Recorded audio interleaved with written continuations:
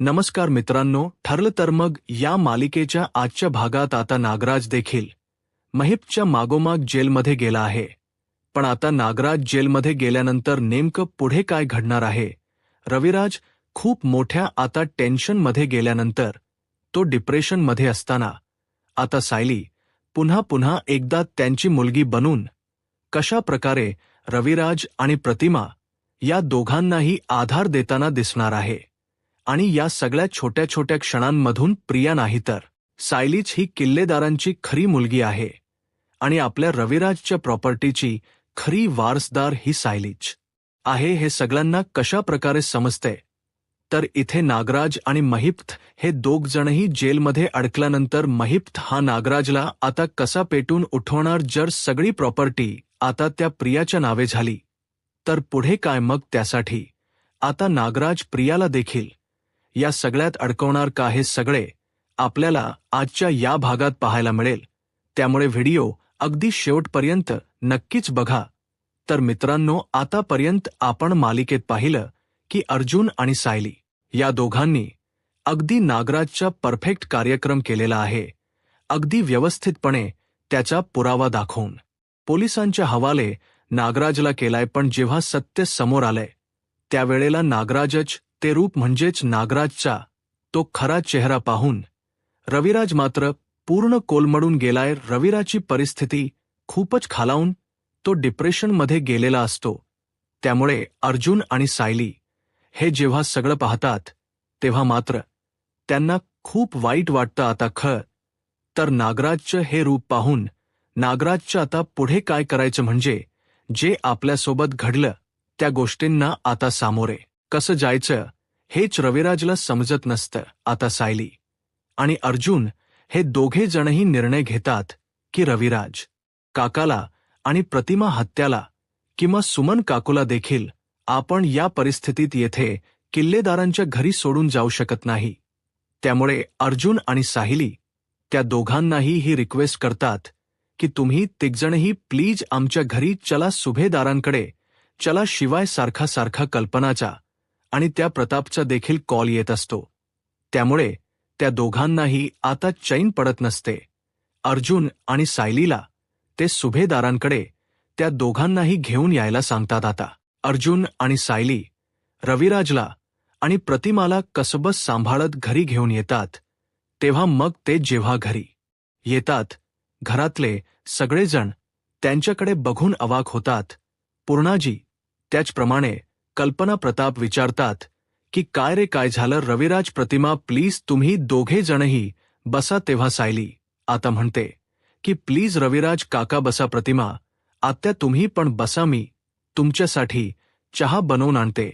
त्यावेळेला मग प्रतिमा आणि रविराज दोघेही म्हणतात की नको सायली बाळा, काही नको आम्हाला प्लीज. तेव्हा मग तू इथेच थांब. तेव्हा सायली तिथेच थांबते आणि नंतर अर्जुन आणि सायली घडलेला सगळा प्रकार घरातल्यांच्या कानावर घालतात.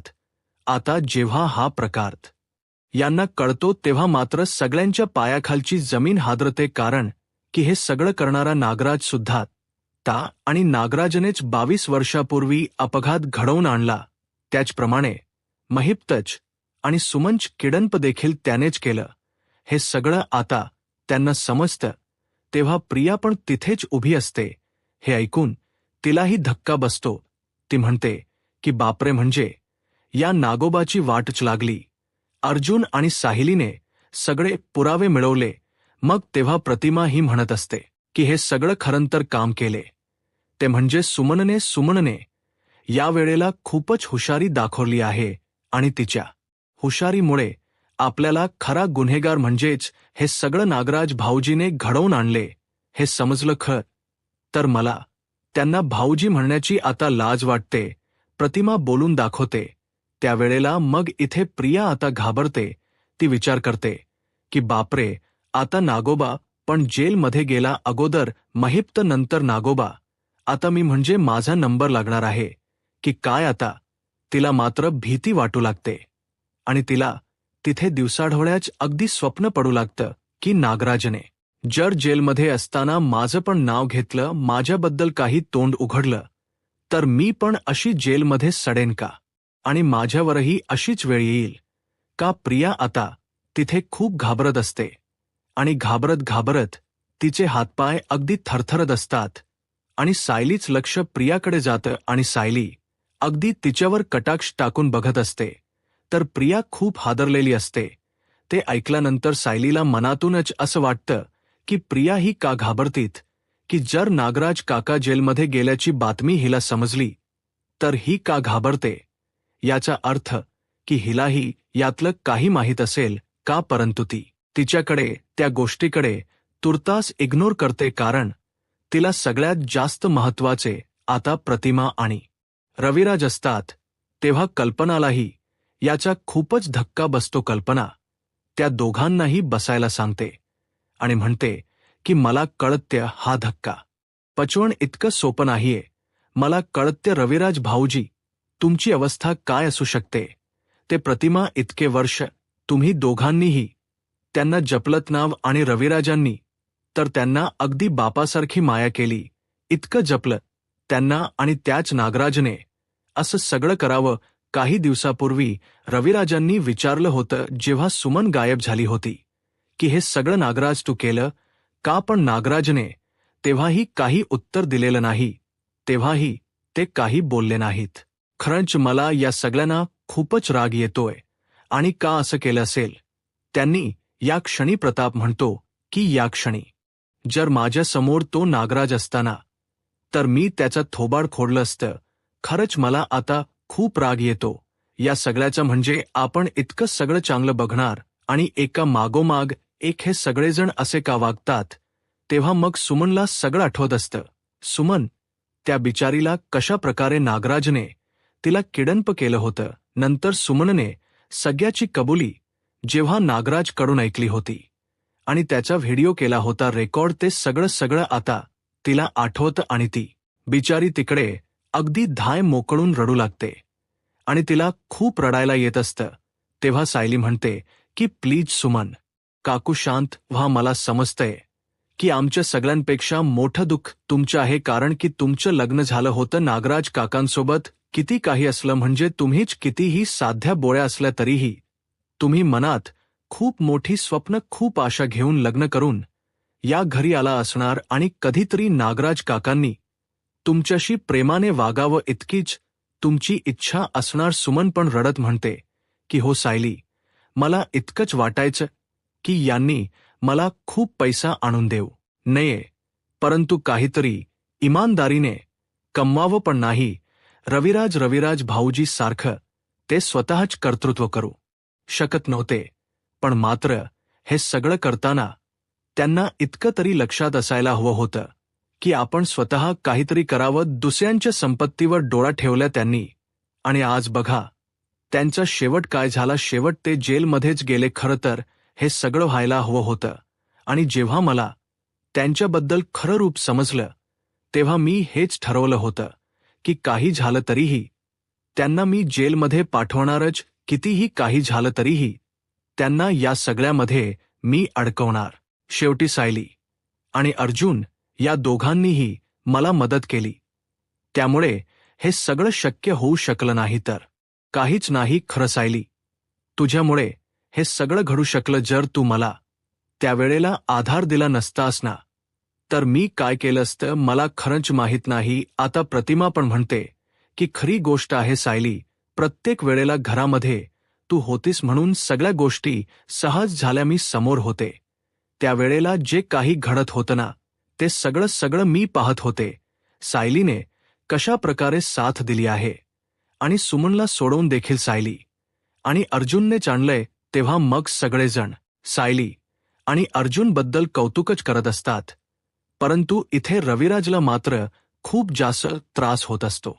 रविराजचं दुःख त्याच्या जागी असतं. रविराज म्हणतो की पण हे सगळं का घडलं केवळ त्या प्रॉपर्टी पाही. पण माझा सखा भाऊ ज्याला मी इतका जीव लावत होतो तो सखा भाऊच माझ्या मुळावर उठला होता 22 वर्षापूर्वी. त्यानेच माझा अपघात घडवून आणला. हे खरंच मला सत्य पचत नाहीये. मी त्याला कितीही काही झालं तरी किती पैसे द्यायला तयार होतो आणि करायचोच मी मदत प्रत्येक वेळेला. पण माझा इतकाच हट्ट असायचा की त्या पैशाचा त्याने कधीही दुरुपयोग करू नये. पण आज नेमकं तेच घडलं. त्याच पैशाच्या हव्या असा पायी त्या नागराजने माझ्या कुटुंबाला संपवायला बघितलं. खरंच काका हे सगळं झालं कशामुळे घडलं खरं तर मला एक असं वाटतं की हे एखादं वाईट स्वप्न असेल आणि ते स्वप्न आल्यानंतर मी खडबडून जागा होऊ. पण सत्य काहीतरी वेगळंच असेल. पण तसं नाहीये. हे स्वप्न नाहीये. हे सत्य घडलंय. हे पचवणच मला कठीण जातंय. सुमनला तो म्हणतो की मला माफ कर. मला आता आठवतंय की माझ्या नागराजसाठी तुझ्या घरात येऊन मी तुम्हाला मागणी घातली होती. तुला हे सगळं समजवलं होतं. खरं तर तुझे आईवडील तयार नव्हते नागराजला तुझ्यासारखी गुणी मुलगी द्यायला. परंतु तरीही मला बघून, माझ्या घराकडे मला बघून हे सगळं तयार झाले म्हणजेच तुझ्या घरातले. पण नागराज तो अगदी नापक निघाला. त्याने काहीही केलेलं नाही स्वतःसाठी. मी तुला वचन दिलं होतं त्यावेळेला की नागराज सगळं तुझं व्यवस्थित घर सांभाळ करेल. पण नाही, तसं काहीच घडलं नाही. खरं तर माझ्या जवळच्याच माणसाने माझ्या पाठीत खंजीर खुपसलं. आता सुरुवातीला माझी मुलगी तीही गुन्हेगारी वृत्तीची निघाली. नंतर ती गुन्हेगारी वृत्तीच ते पचवू शकत नव्हतो. ते कसं तरी दुःख मी गिळून जगत होतो. तोपर्यंत ह्या नागराजच सत्य मला समजलं. काय करू मी, मला खरंच कळत नाहीये. एक एक करून माझेच ये नातेवाईक माझ्यासाठी असे का वागतायत, माझ्या पाठीत का खिंजीर खुपसतायत. हे कोणत्या जन्माचं माझं पाप असेल जे मी आता फेडतोय. असं रविराज आता रडत बोलतो. त्यावेळेला मग प्रताप त्याला म्हणतो की अरे रविराज, असं बोलू नकोस रे. कुठलंही पाप तू केलेलं नाहीयेस रविराज. तू तुझ्या कुटुंबाला जपले, सगळ्यांना किती जपले. शिवाय या सुभेदारांनाही तुझा खूप अभिमान आहे. त्यामुळे तू काहीही चुकीचा वागलेला नाहीयेस. लक्षात घे, प्रत्येक वेळेला तू सगळ्यांसाठी होतास आणि आहेस आणि आम्ही सगळेजण तुझ्यासाठी आहोत. त्यामुळे प्लीज असा काही विचार करू नको. आम्ही आहोत सगळेजण तुझ्यासाठी. सायली आणि अर्जुन पण म्हणतात की हो रविराज काका, प्लीज ऐकून घ्या. आता रविराजला या सगळ्याच खूपच दुःख झालेलं असतं आणि आता रविराज हा स्वतः एका खोलीत जाऊन स्वतःला बंद करून घेतो आणि कडी लावून घेतो. तेव्हा आता प्रतिमा आणि सगळेजण धावतात. अन्नपूर्णा आजी म्हणते की रविराज प्लीज थांबा, असं काही वेडवाकड निर्णय घेऊ नका, प्लीज थांबा. सगळेजण आता रविराजकडे जायला निघतात. तेव्हा सुमन आणि बाकीचे सगळे धावत जातात. सगळे आपापल्या परीने रविराजला समजवण्याचा प्रयत्न करत असतात. सुमन म्हणते की भाऊजी प्लीज उघडा ना, असं करू नका प्लीज, आम्हाला कळते तुम्हाला त्रास होतोय. प्रतिमा पण म्हणते की हो अहो रविराज, प्लीज उघडा, दरवाजा उघडा, असं काही चुकीचा विचार करू नका, प्लीज या तुम्ही बाहेर या. तेव्हा रविराज त्यांना बाहेरूनच म्हणतो की नाही प्लीज, तुम्ही सगळेजण प्लीज बाहेर थांबा, मला काही काळ एकटं राहू द्या, मला या सगळ्याचा खूप त्रास होतोय, मी हे सहनच करू शकत नाहीये. त्यावेळेला मग असं म्हटल्याबरोबर इथे कल्पना म्हणायला लागते की रविराज भाऊजी प्लीज उघडा दरवाजा. नागराज भाऊजी, जीनी जे केलं त्याचा तुम्हाला त्रास करून घेऊ नका, प्लीज थांबा. तर हे सगळं होत असताना प्रिया मात्र इथे आता गप्पच बसलेली असते. ती हे सगळं बघत असते आणि विचार करत असते की यांना काय करायचंय ते करू दे, पण मी मात्र आता मोकळी झाली. तिच्या मनातच आता लाडू फुटत असतात. ती विचार करते की चला नागराज आता याच्यामध्ये अडकला, याचा अर्थ जी किल्लेदारांची प्रॉपर्टी आहे ती माझी झाली, म्हणजे या प्रॉपर्टीवरती आता फक्त माझंच हक्क राहिला, बाकी कोणीही याच्यावरती आता हक्क सांगू शकत नाही. प्रिया आता मस्तपैकी प्रॉपर्टीची स्वप्न बघतच तिथे बसलेली असते. अर्जुन पण म्हणत असतो की सीनियर प्लीज दरवाजा उघड सीनियर, असं म्हणून आता तोही बाहेर त्याला बोलवण्याचा प्रयत्न करत असतो.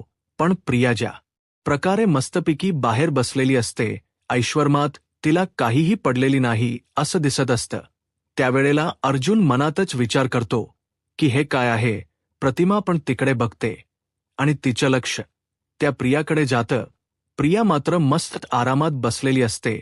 मनातच प्रतिमा विचार करते की ही खरंच आमची मुलगी आहे का, म्हणजे ही मुलगी अशी शांत कशी बसून राहू शकते, स्वतःच्या वडिलांना इतका त्रास होतोय हे पाहून या मुलीचं काहीच जरा कसं हलतं नाहीये. तर सुमन देखील बघते आणि म्हणते की अगं तन्वी, हे काय चाललंय. तन्वीकडे आता असं बघताना सुमनला मात्र तिला जाऊन बोलावंसं वाटतं. सुमन तिला जाऊन बोलते देखील की अगं तन्वी, तुझे वडील असे आतमध्ये आहेत, घरात इतकी वाईट परिस्थिती आली, तुझ्याशी कसे वागलेत ते सगळं विसरून तू स्वतःच्या वडिलांना बाहेर बोलवू शकत नाहीस का. रविराजने जर स्वतःच्या जीवाच काही बरं वाईट केलं तर आम्ही काय करणार आहोत, तुला जराही काही वाटत नाही का. आता साहिली मात्र हे सगळं बघते. तिला मनातून असंच वाटत असतं की नाही, आता काही करून माझ्या वडिलांना मला बाहेर बोलवायचं. रविराजने कोणाचंही ऐकतं नाही. शिवाय आता प्रिया मुद्दाम बोलायला येते की प्लीज बाबा बाहेर या ना बाबा, असं म्हणून ती आवाज देत असते. तेवढ्यातच आता सायली पुढे जाते आणि म्हणते की बाबा, रविराज बाबा प्लीज बाहेर या, मी तुम्हाला शपथ देते, ही तुमची सायली, तुमची मुलगी, तुम्हाला शपथ देते, प्लीज बाहेर या ना प्लीज बाबा. असं म्हणून आता सायली ही रविराजला आवाज देऊ लागते. आणि सायलीची ती अर्थहाक ऐकल्यानंतर रविराजचं मात्र स्वतःच्या रागावर ताबा राहत नाही. रविराज आता पटकन जातो आणि दरवाजाची कडीच काढतो आणि दरवाजा उघडतो आणि समोर बघतो तर त्याच्या समोर सायली असते.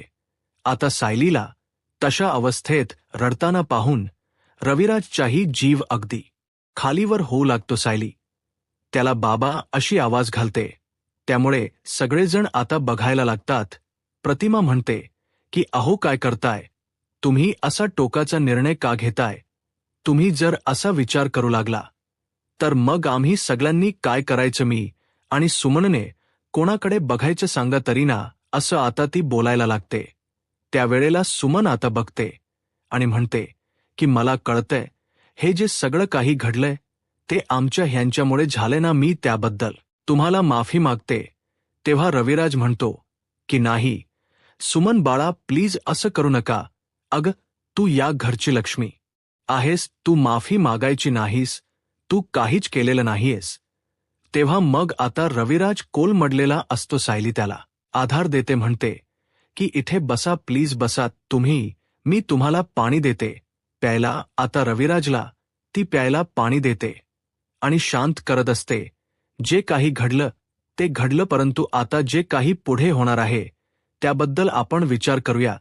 तुम्हाला असं वाटत नाहीये का की आतापर्यंत जे घडलं, जे घडत होतं त्यामुळे आपण सगळेजण अंधारामध्ये होतो, म्हणजे आतापर्यंत नागराज काकांनी गुन्हा घडवून आणला. आता हे सगळं आपल्याला कोणालाच माहीत नव्हतं आणि आपल्या घरात ते अगदी राजरोजपणे वावरत होते.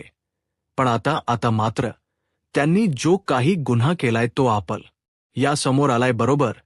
मग आपण या गोष्टी विसरून जाऊया ना. जे काही घडलं ते खरंच चांगलं घडलं असं समजूया आपण बाबा. असं समजूया की आपण एका मोठ्या दुष्ट चक्रामधून बाहेर पडलोय. जे माणूस, जे सगळं रागराज काकांनी घडवलं होतं ते आपल्या समोर आलंय असं समजूया आपण. आणि प्लीज शांत व्हा बाबा, असं म्हणून आता रविराज सायलीला जवळ घेतो. सायली पण त्याला मिठी मारते आणि म्हणते की प्लीज शांत व्हा, सगळं काही ठीक होईल, मी आहे तुमच्यासोबत कायम आहे सदैव. असं म्हणून आता सायलीने खूप मोठा धीर रविराजला दिलेला असतो आणि रविराजलाही आता खूप बरं वाटतं. एका क्षणात त्याच्या मनातलं सगळं दुःख विरघळून गेल्यासारखं झालेलं असतं आणि तो आता खरंच खूप छान फील करत असतो. आणि कल्पना, घरातले सगळे जण हे बघतात. सायली आणि रविराज यांचं बॉन्डिंग एखाद्या बाप मुलीसारखं त्यांचं बॉन्डिंग असतं. तेव्हा आता सायलीही त्यांच्या समोर हात जोडते आणि म्हणते की तुम्ही मला प्रॉमिस करा, इथून पुढे कधीही तुम्ही स्वतःला असा त्रास करून घेणार नाही. तुम्ही असा त्रास करून कधीच घेऊन नका स्वतःला, प्रॉमिस. असं म्हणून ती हात पुढे करते. तेव्हा रविराज तिच्या डोक्यावर हात ठेवतो आणि म्हणतो की ओके सायली बाळा, मी कधीही तुला असा त्रास देणार नाही. मी इथून पुढे किती काही झालं तरी स्वतःचा जीवाच किंवा कोणालाही सोडून जाण्याचा काही विचार करणार नाही. सायली आणि प्रतिमा एकमेकींना मिठी मारतात. रविराजही त्या दोघींच्या जवळ जाऊन उभा असतो. आता सायलीने खऱ्या अर्थाने मुलगी म्हणून दोघांनाही आधार दिलेला असतो. अर्जुनला हे सगळं पाहून हेच वाटत असतं की सायली आणि रविराज हे दोघेजण तरी बापले आहेत आणि त्यांचं ते बॉन्डिंग आता सगळ्या घराने पाहिलेलं असतं. सायलीही त्यांना आईबाप मानते आणि त्यांची किती काळजी घेते हे सगळं आता पूर्ण घराने पाहिलं. तर दुसरीकडे नागराजला जेव्हा जेलमध्ये टाकलं जातं, ही बातमी सगळ्या टीव्हीमध्ये झळकत असते. ब्रेकिंग न्यूज सगळीकडे ही बातमी समजत असते. तेव्हा मग ती बातमी जेव्हा कळते तेव्हा नागराजला देखील महिपच्याच बाजूच्या तिथे लॉकअपमध्ये आणून टाकलेलं असतं. आता महिप हा नागराजकडे जाऊन म्हणतो की काय रे नागोबा, म्हणजे काय झालं? तू मला इतक्या मोठ्या तोयामध्ये जेलमध्ये टाकलं होच, शेवटी तुझा घात केलास ना तुझ्या त्या बायकोने. तुला वाटत होतं की किती काही झालं तरीही तू सुटणार, म्हणजे तू अडकणार नाही, पण मला अडकवलंस तर तूही अडकलास. तुला काय वाटलं की तू मला याच्यात अडकवून माझ्या लेकीचा मोहरा बनवून तू बाहेर मस्तपणे आयुष्य आरामात जगू शकशील? बघ, तसं घडलंच नाही. या उलट देवाने तुझी चक्र फिरवली. जर माझ्यासोबत इमानदारीत राहिला असता तर मग तूही वेगळा असला असतास, म्हणजे तूही बाहेर असला असतास आता, आणि मीही आता बाहेर असलो असतो. सगळं करून त्या अर्जुनला पण संपू शकलो असतो. पण आता बघ काय चित्र. तू आणि मी दोघं अडकलो तर तुझ्या मूर्खपणामुळे. तू माझ्यासाठी दोस्तीत घात केला, पण तुलाही आता अडकाव लागलं. आता काय होणार आहे? तर जिंकली ती प्रिया आता मस्तपैकी बाहेर राहून ती झिपरी सगळ्या साम्राज्यावर राज करणार आणि ती किल्लेदारांची प्रॉपर्टी हडपणार. आता तू ज्याच्यामध्ये एकत्र होतास ती मुलगी एकटी हे सगळं सुख उपभोगणार आहे. असं म्हटल्यावर आता नागराज त्याच्याकडे बघतच राहतो रागाने. आणि मग महिप म्हणतो की आता बस, जेलमध्ये सडत किती काही झालं तरी ती प्रिया काही तुला सोडवत नसते.